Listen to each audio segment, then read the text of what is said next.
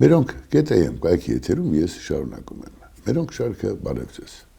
Աշխարհի փոթորկումը շարունակվում է, մեր մոտ էլ կրքերը չեն հանդարտվում։ 3-2 ամսով կալանք տվեցին հայտնի գործարար Սամվել Կարապետյանին կամ ինչպես ասում են Կալուգայի Սամոյին կամ Տաշիրի Սամվելին։ Ամեն ինչի մասին հերթով գանք շիկացող աշխարհին։ Պարզվեց Իսրայելը հաշվարկ լավ չէր արել եւ Իրանը ամենևին էլ Հեզբոլլահ չի, Իրանը ամենևին էլ չի պատրաստվում զիջել։ Եվ դա խոսում է այդ պետության, որքան էլ համակարգը պետական կրոնական է, SN է, մոլերանտ է, երկիրի մասին մտածելու մասին է խոսում այս երևույթը, պատրաստ լինելու, որ իր երկիրը պաշտպանի։ Ըստ էության հարձակվել է Իսրայելը, պաշտպանվում է Իրանը, կարողանում է իրեն պաշտպանել։ Կորուստներն ահռելի են, զոհերը ահռելի են եւ այլն, ցավը մեծ է, կռվում փլավ չեն բաժանում, բայց Իրանը իրեն պաշտպանում է։ Իրանը մեր հարևանն է։ Բնական դաշնակից կամ թշնամի հեռու մեզանից, բայց դա է, մենք ունենք եւս 2 ոխերիմ հարևան, 3 հարևան, ասենք թե Թուրքիան, Ադրբեջանը, Իրանը եւ Վրաստանը։ Եվ իցավ մեզ մեր հարևանները, որոշ հարևաններ այդքան էլ բարի չեն տրամադրված, դա իր պատճառներն ունի, իր պատմությունն ունի եւ այլն, բոլոր դեպքերում սա է մեր իրականությունը։ Կա մի ավելի դաժան վարկած, որի մասին ուզում եմ ձեզ այս պահին ասել։ Հիմա պատկերացրեք Ամերիկայի Միացյալ Նահանգների Սենատը Դոնալդ Թրամփին արգելել է պատերազմ սկսել Իրանի դեմ, այսինքն վետո դրեց, որ անմիջական ԱՄՆ-ն մասնակցություն ունենա։ Թվում է թե ամեն ինչ նորմալ է, օրինաչափ, բայց այս ամեն ինչը կարող է խառնվել միայն մեկ դեպքում։ Եթե, ասենք, Իրանի մոտակայքում տեղակայված ամերիկյան որևէ մի ռազմաբազայում, ասենք, պայթյուն որոտա։ Այդ պայթյունը կվերագրվի Իրանին եւ այլևս Թրամփը սենատի որոշման կարիքը չի ունենա։ Ես սա ցավով եմ ասում, բայց սպասենք այս սցենարի զարգացմանը նաեւ, քանզի Թրամփը ինքը էքսցենտրիկ մի մարդ դուրս եկավ, չգիտենք ուր կտանի այդ փորոտախոսությունը, մեծությունը, չգիտեմ ինքնահավանությունը եւ այլն, Ամերիկայում եւս ամեն ինչ լարված է, էմիգրանտները, չգիտեմ, մեքսիկներ են, SN-ն են, բոլորը մի տեսակ, այսինքն մի տեսակ չէ, իրենց իրավունքներն են փորձում պաշտպանել, այսքան տարի թեթև է եղել, հիմա կտրուկ ամեն ինչ վերջացնում են, այնտեղ ծայրահեղ լարվածություններ կան։ Եթե Ամերիկայի Միացյալ Նահանգները այդ պատերազմն էլ սկսի իր անունից արդեն շատ ավելի կծանրանա ոչ միայն աշխարհում իրավիճակը, այլև այդ նույն Ամերիկայում։ Ազդակները երևում են։ Դա աստված, որ ես սխալվեմ, բայց եթե պայթյունը եղավ, անպայման կվերագրվի Իրանին եւ Թրամփը առանց խոչընդոտների իր ծրագիրը կփորձի իրականություն դարձնել։ Լավ ու վատի մասին չի խոսքը։ Աշխարհը չար է, բարի չի, այսինքն ոչինչ մեծ հաշվով չի փոխվել։ Մեկ կրակոցի, մեկ պայթյունի, մեկ զոհի պատճառով կարող է մի մեծ համաշխարհային պատերազմ կամ ինչպես ասում են բոլոլա սկսվել։ Հիշեք Թումանյանի Միկաթիլ մեղրը։ Մի գյուղացի իրենց գյուղում խանութ սարքել բաներ ծախում, օրվա մի օր իրիկնամտին մի զարչոբան Մահագնուսին շունն առաջին մտավ խանութ, բարի օր քեզ այ խանութ բան։ Մի անտեր ճանճ ասում է, տես կատունեն կողմից, շունեն կողմից, ոնց թե դու իմ շանը զարգել է, հիմի դու տես, ասում է մեր աժդահակը, ու շարունակությունը մահակի գործն է։ Եվ մի մեծ չարիք, թե որտեղից եկավ սա, այսպես է լինում, այնպես որ շարունակվում է թումանյանական կամ Այսպես ասած տառապանքս փորձ ունի տարբերակով աշխարհը իրար միմյանց հոշոտելու տրամաբանությամբ դեռ շարունակում է զարգացումները։ Մի խոսքով սա աշխարհին։ Հիմա գանք մեր իրականությանը։ Երբ խոսեցինք չարիքից, աշխարհը չար է, բարի չէ։ Սամվել Կարապետյանը այն քիչ գործարարներից է, ում ձայնը ավելի քիչ են լսել, ով այսպես ասած տեղացի օլիգարխների պես հրեղեն ջուրին նստած չի ասպատակել Հայաստանով մեկ, ավելի համեստ մարդու տպավորություն է թողել։ Չնայած երբ վեհարանը կառուցվեց կամ նորոգվեց, մարդը գումարներ էր տվել, այնտեղ հայտնվեց իր եւ իր տիկնոջ նկարը։ Ճաշակի հարց է, ամեն մարդ իր գործը։ Ուզում եմ ասել դրսևորումները նաեւ այսպիսին են։ Արդ ինչ է պատահել, որ Սամվել Կարապետյանը խոսեց այս տոնով եւ փոխադարձաբար երկրի ղեկավարությունը կամ կառավարիչները Նիկոլ Փաշինյանը միանգամից այսպես կտրուկ սրացում ունեցավ եւ ասեց, դե հələ ձեր տիրոջ մերը պատկերավոր ասած, հələ եկեք տենամ։ Շատ պարզ մի բան։ Ժամանակին Հայաստանի իշխանությունները ունեցած գործարարներին, ականջը կանչի բոլորի, Ծառուկյանի, չգիտեմ, Սամվել Ալեքսանյանի, Եսյանի, ավտորիտետ տղեկին, այսպես ասած, ապե, ասում են այսօր ընտրությունա ապե կամ մենք այս սրան պիտի բերենք իշխանության եւ ապեները դուրս էին գալիս ասպարեզ, թևերը կշտած, որոշում, թաղի լակոտ-լուկուտներին հավաքում, ոստիկանները հլու հնազանդ լսում էին, փողեր էին բաժանում, համոզում էին, ով չէր համոզում, ծեծում էին, ով շատ էր խոսում, ծեծում էին, ընտրություն պիտի անեին։ Հիմի այս տրամաբանությամբ Ռուսաստանը, ով չարիքի կայսրություն մնաց, ցավոք սրտի, փորձում է օգտագործել կամ պիտի օգտագործի կամ տարբեր ձևերով պիտի օգտագործի իր լծակները։ Ցավալիորեն այդ լծակներից մեկը Սամվել Կարապետյանն է։ Նաև մարդը միլիարդ ունի, մարդը հեղինակություն ունի եւ երեք դրսևորում էր փողոցում հավաքվել են ախպեր մեր Սամվելը, բան այսպես տարօրինակ մի մասա, ոնց կարակ Սամվել Կարապետյանին ձերբակալեք։ Ես Սամվել Կարապետյանին անձամբ չեմ ճանաչում։ Հերակա թերևս առիթ է եղել 1-2 այսպես հրապարակային հայտարարություն կամ արտահայտություն անել։ Սամվել Կարապետյանի հանդեպ միշտ հարգանքով եմ եղել։ Իր մերձավորներից մեկը պատմեց, երբ Արցախում հիվանդանոց պիտի կառուցվեր, ասացի, այս Սամվել Կարապետյանը ինչու է ուզում ինքը կառուցել։ Փողը տվել է, բայց պայմանով 20 միլիոն էր խոստացել, $20 միլիոն, հետո ասել էր, բայց պայմանով, որ ես կկառուցեմ, արդյունքում այդ հիվանդանոցը իր վրա արժեցավ 28 միլիոն։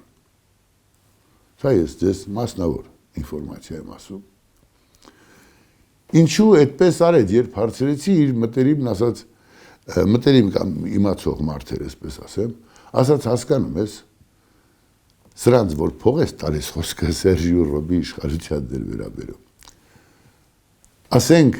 Ռուսաստան ոնց է 20% ատկատ են անում, 80% գործ անում։ Հայաստան հակառակն է։ Սրանք 80% ատկատ են անում, 20%-ը գործ անում։ Դրա համար Սամվել Կարապետյանը արդեն հոգնել է, որոշել է իր ձեռքով կառուցի այդ հիվանդանոցը։ Եվ այդպես էլ արեց։ Մի $8 միլիոն էլ ավել ծախսեց, բայց պարոն Կարապետյանը կառուցեց այդ հիվանդանոցը։ Ինչ ճակատագին ունեցավ Ստեփանակերտում կառուցված հիվանդանոցը, բոլորս տեսանք, ցավ մեր սրտի։ Արդ ինչ է ուզում կամ ինչու է սրացել Սամվել Կարապետյանի մոտ այս իրավիճակը, այն էլ ում կներեք երկու պիղծ արարածի պաշտպանելու գործում։ Չէ, մի շփոթեք։ Բոլոր այն ստահակները, ովքեր բարձրաձայնում են, թե մենք եկեղեցուն ենք պաշտպանում, կներեք, իրենց գլխից մեծ այն բանից են ուտում։ Եկեղեցուն, Աստծու տանը, տաճարին, ոչինչ չի սպառնում։ Այն մարդիկ, ովքեր վերահսկում են այդ տաճարը, պայմանական ասած, ովքեր մեր եւ Աստծո միջի միջնորդներ են, այդ մարդիկ պիղծ են։ Եվ Սամվել Կարապետյանը դա ինձանից ու ձեզանից լավ գիտի։ Եվ նույնացնել եկեղեցին հայոց առաքելականը ինչ որ կտրիչի կամ կիսակտրիչի հետ ավելի քան զավեշտ է։ Իրոք զավեշտ է։ Երեք նշվում էր Սուրբ Գայանեի Գայանյաց կույսերի օրը։ Գայանե եկեղեցու բակ էին հասել կամ այդպես ասած եկեղեցի էին գնացել ամենայն հայոց բն եւ մնացած բերը։ Հիմա ես պատմեմ Գայանյաց կույսերի պատմությունը եւ տեսնենք բերը այնտեղի չգործ ունեին, մենել գարեգին։ Հռոմի կայսեր կողմից հալածված Գայանեն կույսերով, այդ թվում նաև Հրիփսիմե, Սուրբ կույս Հրիփսիմեն եկավ հասավ Հայաստան։ Այստեղ էլ Տրթատ թագավորն էր իշխում եւ Տրթատը շատ հավանեց Հրիփսիմեին։ Տարբեր ձևերով փորձեց Հրիփսիմեի սիրտը շահել, բայց Հրիփսիմեն ասաց ես երթում եմ տվել, ես Աստծո հարսնացուն եմ։ Ես կույս եմ մեռնելու, ես Աստծունն եմ։ Ուխտ եմ արել գրողատանի։ Տրթատը փորձեց զորով տիրանալ Հրիփսիմեին։ Դե թագավորի համար անկարելի ոչինչ չկար, ըստ առասպելի։ Բայց ամենավճռորոշ պահին Աստված թուլացնում էր Տրթատին եւ որպես արու իր ուժերը հատնում էին, ինքը չէր կարողանում տիրել Հրիփսիմեին։ Մի քանի այսպիսի փորձերից հետո զայրացած հայոց արքան հրամայում է սպանել Հրիփսիմեին, կոտորել բոլոր կույսերին, Գայանեին եւ իր կույսերին։ Երբ մտնում ենք Էջմիածին, աջ կողմում մեզ դիմավորում է Հրիփսիմեի տաճարը, որտեղ նաև հանգչում է իր աջունը։ Իջնում ենք ներքև, խոնարհվում եւ հիշում պատմությունը։ Ասնում ենք մայր տաճար, հետո դեպի ձախ, արդեն եթե շարժվենք գնում ենք Գայանե եկեղեցի։ Գայանե եկեղեցու բակում են թաղված նաև շատ արժանավոր մարդիկ։ Խենթը, Վարդանը, Ռաֆու, նրա սերը, Լալան, Սմբատ Զորավարը, ով խնդրել էր հավատի համար իրեն թաղել Էջմիածնում, քաջության համար Խենթի կողքին։ Այդքան նվիրալների հանգստավայր է նաև Գայանե եկեղեցին։ Հիմի պատկերացնում եք, այս սրբության տեր մարդիկ ըստ առասպելի ստեղծել են հիմքեր, որ մեզ առաջնորդել է։ Եվ այդ պղծության տեր կտրիչը, ով իր ուխտը խախտել է։ Սրանք մորթոտվեցին, ուխտը չխախտեցին։ Կտրիչի վեճը չի, կներեք, այս բառապաշարի համար։ Սա ծիծաղ չի, սա լաց է։ Եվ ցավալիորեն Սամվել Կարապետյանը այս մասին գիտի։ Արդ, որ արդարության կռիվն է տալիս։ Ուզում եմ հասկանալ։ Որտեղ է արդար Սամվել Կարապետյանը։ Ինչ է նշանակում եկեղեցուն մեր հայ առաքելականին բան ասեցին, չի հա։ Ցիրվիցած կաթողիկոսն։ Այդ եզրասը, որ եկել էր, ես զարմատով, Սամվել Կարապետյանը եւ Կարեն Կարապետյանը հրաշալի գիտեն, թե ինչպես անի տուֆի տնօրենին այդ եզրասը խապեց։ Կաթողիկոսը խապեց։ Խապելով եկեղեցի սարքեցին։ Այդ ում եք պաշտպանում։ Ուզում եմ հասկանալ։ Դնենք մի կողմ Նիկոլ Փաշինյանի դրսևորումները։ Գոնե հասկանալի է, որ ցանկություն կա, չգիտեմ, ոչ ուզում եք քաղաքական գործընթացներին մասնակցեք, բայց այդ ում եք պաշտպանում։ Քոչարյան Ռոբերտին պատուկ մեղքը չեք։ Չնայած ցավալիորեն որոշողը այնուամենայնիվ իրենք չեն։ որոշողը Վլադիմիր Վլադիմիրովիչն է, այն ինչ են, մեկը կա մեծ լրագրող ճակերտների մեջ, Սալավյով կոչված ավանակը։ Մի այնպես ոցաշունչ խոսում է, որ չիմացող լինես, լացդ կգա։ Ես սիրում եմ Հայաստանը, ես ճանաչում եմ հայերին, ես ինչ եղավ ձեզ, հայ ժողովուրդ, դուք հզոր բան եք, Սալավյովն է խոսում մեր մասին, մեր հետ։ Նիկոլը քխա, սրանք սաղ սուրբ են, հմիել Սամվելին են բռնել։ Սալավյով, Պուտինի շունը, Պուտին, Էրդողանի շունը, Ալիևի շունը, դրանից առաջ Լենին պապ, Աթաթուրքի շունը, այն շները, ովքեր ամեն ինչ արեցին, որպեսզի Արցախը բռնակցվի ժամանակին Ադրբեջանին, Նախիջևանն էլ էլի դառնա Թուրքիայի պահանջով, Հարսի Էսիենի պայմանագրով ադրբեջանական։ Մցրեցին մեր սիրտը, կտրեցին, որ երբ ուզեն, ոնց ուզեն, այն տիկնիկի պես խաղացնեն մեզ։ Ու այդ Սալավյովը Պուտինին ուշուն ստալու փոխարեն հայ ժողովրդին ասում ես ինչ եք դարել։ Բա մենք հավատը դուք, դուք ով եք, դուք պղծողն եք, ձեր տերերը պղծողն են։ Իգոր Կրուտոյ, Մրուտոյ, չգիտեմ, Զախարովա, Անզախար։ Ասում են լավություն արա գցի ջուրը, արջևը դուրս կգա։ Բարեգործությունը երեսով տալով չի։ Արել ես, լավ ես արել։ Բայց երբ մասնակցում ես մի գործընթացի, որտեղ արդարության խիստ պակաս կա, անգամ իմ նման մարդը, ով բազմից ասել է իմ աչքի լույսը չի օրվա, իշխողը Նիկոլը իր բառապաշարով, էսովենով, իր թազա մոդայով կրտվելու բանի։ Ստիպված պիտի ասեմ ճշմարտությունները։ Մանտաշովը ասում են, մի դժին ուսանողներ ուներ գործուղած արտասահման սովորելու, որ արձակուրդներին իրենց տեսնում էր, ձեռքը գցում էր ուսին, զրուցելով, թե պատմի տեսնեմ, ինչ կա, տղաս, ինչ վիճակ է այնտեղ, Ֆրանսիայի ես ինչ վարժարանում, դու ինչի ես հասել բան, եւ շատ թաքուն, որ